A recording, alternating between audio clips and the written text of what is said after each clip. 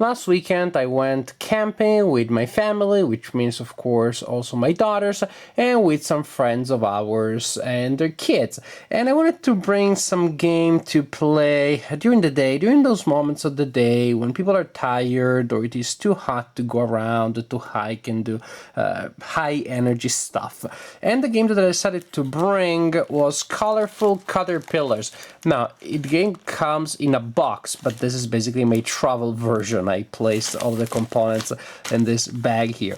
And I chose this one because it is colorful, attractive. It seemed like a game that I could play with children between 3 and 6. That was the range of my target audience for that weekend. And also very important, yes, it does have a lot of components, which may be bad when you go camping. The risk of losing the components is high, but all the components are pretty large, so that was my point, that with components this large it would be unlikely that we will lose parts of the game. Also components this colorful. Now, the game comes with a single sheet of rules. As you can see, definitely not too many rules to learn. There is a board, which is a puzzle board, and it has two sides. One for a more basic game and one for a more advanced game. Let's start with the basic game. You first you build the boards by pretty much building the puzzle. Now, as you can see, the board already came divided in 4 parts. I didn't have to break it, but clearly there is a part of flap here, parts of the cover, the illustration that should be on this piece that ended up on the other one. Of course, I could just cut it, glue it there, but frankly, it hasn't bothered me enough for me to do so. I simply push it down like this and we can play the game. By the way, even if I glued it, a piece will still be missing there. No biggie. What's more important is the game. You have these caterpillars which are colorful on one side and all green on the other side. And they all have 2 holes which, as you see, may be in different parts of their body. What's really important, more than if it's like the head or the butt, is if the 2 holes are the 2 extremities of the caterpillar or adjacent to one another. At the beginning of the game, you take all of the caterpillars, you place them face down, that is, all are showing their green side, and you shuffle them and you distribute 2 to each player.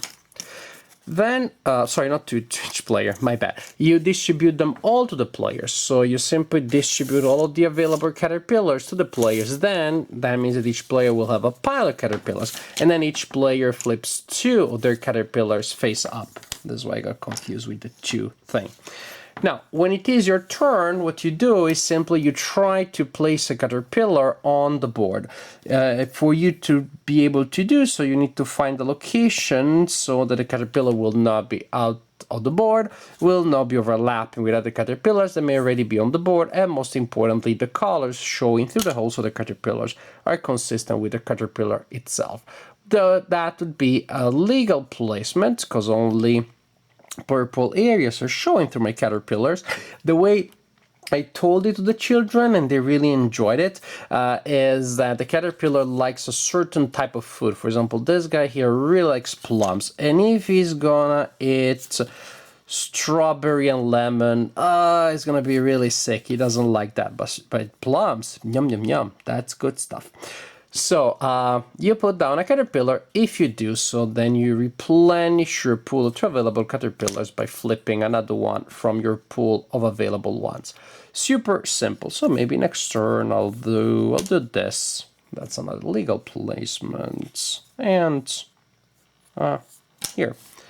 So as you can see, not too hard.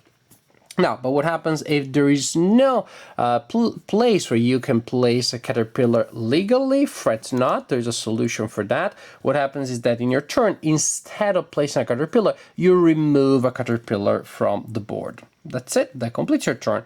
And then next turn, you will have a chance again of placing a caterpillar from your pool, hoping that there is still an empty slot at that point. The player that wins the game is the player that first places all of their caterpillars on the board. Now let's have a look at the other side, which is the advanced game. The concept is the same. The art is a little more attractive and interesting, but the main difference is now there are little bugs.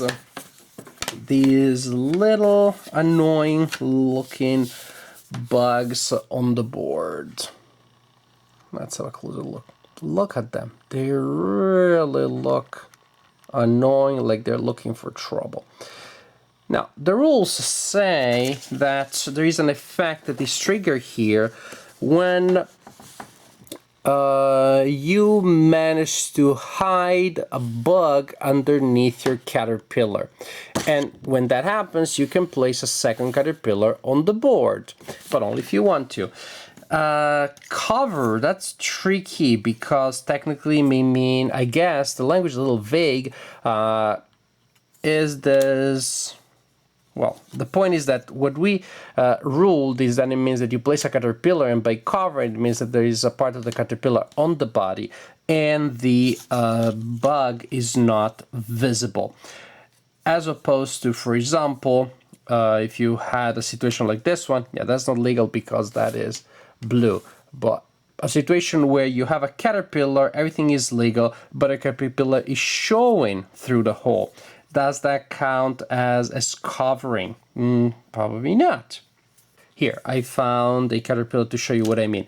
This is a legal placement, only red dots are showing through the caterpillar. The bug is underneath the caterpillar, but is visible, is not completely hidden. I guess you could play it either way. The way we play it is this way. It has to be actually covered and invisible. So, but the idea, whichever ruling you want to have, whichever interpretation you want to adopt, is that if you place a caterpillar over a bug, you get to place a second caterpillar. Other than this, the game remains the same. Now, the game looks really attractive and really cute and really nice. When there are a lot of caterpillars on the board, it becomes even more fun to look at, and of course it also remains fun to play. It is not that it's just nice looking, it is also pretty enjoyable, and it is very simple to figure out. I played it, as I said, with children between 3 and 6. The 3-year-old was my daughter Luisa, and she had no problem grasping the general ideas of the game. The finest point of the strategy, well, no, she couldn't figure those out, but she could figure out, oh, I have this caterpillar here, I need to put it there. For the older kids, 5 and 6, the game, of course, had more to offer. And it was interesting to see how they figured out the game in 3 stages, pretty much. At the beginning, they figured out the basic idea of how to place the caterpillars. Oh, that's how it works. Then they figured out when they could not place one, that they should remove one that made sense. If you just tell children when it's your turn and you cannot place a caterpillar, you remove one, they'll just remove anyone that just feels like, I don't like this one, go. Then you may encourage them to figure out, you can encourage them to think that maybe among all the possible caterpillars, they may want to remove one that will allow them later to place a caterpillar in their pool. This is the second stage of their figuring out the game. And they do so. Then they look at their caterpillars, there's one that they want to place and think, okay, next time I'm going to place this one. So I'm going to now remove one that will allow me to place my caterpillar. But then there will be a time when the game goes around, another player places their caterpillar exactly where the previous player had removed one. So by the time that the game goes back to the player that had removed the caterpillar, someone else had occupied that spot, and now that player can't place it anymore. And the player may be a little disappointed. Most likely that the player didn't do it on purpose. If you were playing with adults, yes, that a player would be a jerk. But among children, it just happens. So actually, sometimes I've seen that the children that got their spot stolen by another child didn't even look all that distraught and devastated. Like adults would be, oh, adults would get crazy. But there is a third phase in which children figure out that when they can't place a caterpillar and they're going to remove one, they should also look at what other players have. have to look for a caterpillar, that for a caterpillar placement for a spot that they're going to empty, they are going to use and the opponents can't. So actually it's a game that has several layers of complexity, and tactically strategy may be a little bit of an overstatement, but there are several levels of decisions and several angles that unravel before the children as the children play, and it's quite fun and quite rewarding to see them figuring out the game step by step and little by little.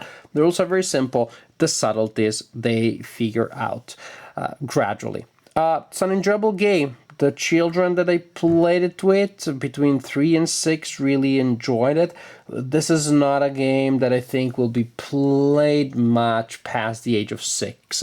7, 8, yes, but this is not one of those games like King of Tokyo's that children play at 5 and then at 15, and when they're 50 they may still play it from time to time, not for nostalgia value but to enjoy the game. This is a strictly children game, family game, with some spatial thinking, with some extra thinking that I think can be good for children. It gets them to move the little cogs and parts of the little brains. You see the parts moving their brain as they are thinking, but there is not a game that will give them a headache.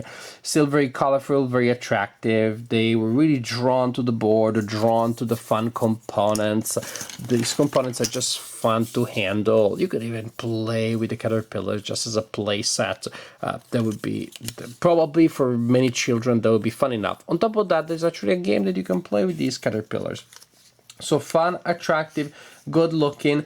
Definitely got a very positive response from all children I played it with. So I'm happy. I'm happy that I picked up this game. Picked it up at Gen Con 2015.